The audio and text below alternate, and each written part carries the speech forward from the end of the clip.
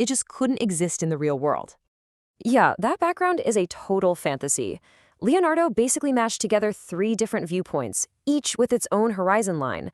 It's like you're looking out from a room, from a high-up cliff, and from, like, outer space, all at the same time. This is not a real place, it's a dreamscape, pulled straight from Leonardo's imagination. And now, for the twist. We've been digging for clues inside these paintings, right? But what if the biggest secret of all isn't on the canvas? What if it's actually inside our own heads? Because, as it turns out, our brains are wired to find these stories in the first place. This right here is the key that unlocks the whole thing. Our brains are hardwired for narrative. We are constantly, and I mean automatically, looking for patterns and connections to build stories that help us make sense of everything around us. It's a fundamental part of being human. And you see this happen everywhere. I mean, think about a museum.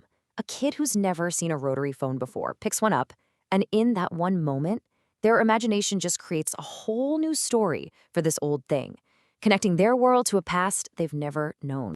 Or what about this? Even simple things from a supermarket display can become, as one expert said, supercharged with the ability to provoke memories. All of a sudden, total strangers are sharing stories and bonding over an old soapbox or a candy bar they haven't seen in years. These objects become little portals to our own lives. And sometimes, the stories we find are so immersive, they literally feel like they flatten time.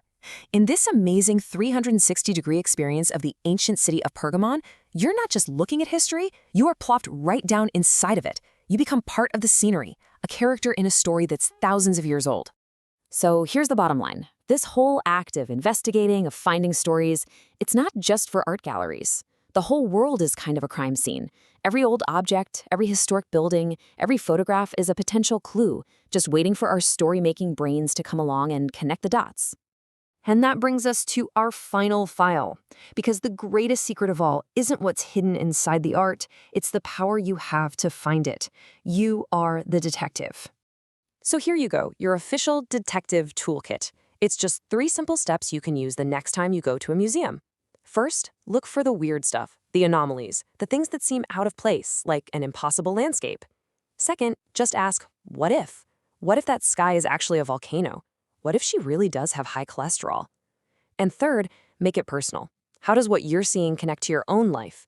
That's how you unlock the story. Because at the end of the day, every piece of art, every historical object is basically an unsolved case file. It's a mystery just waiting for an investigator, like you, to come along and piece it all together. So the only real question left is, what story are you going to uncover next?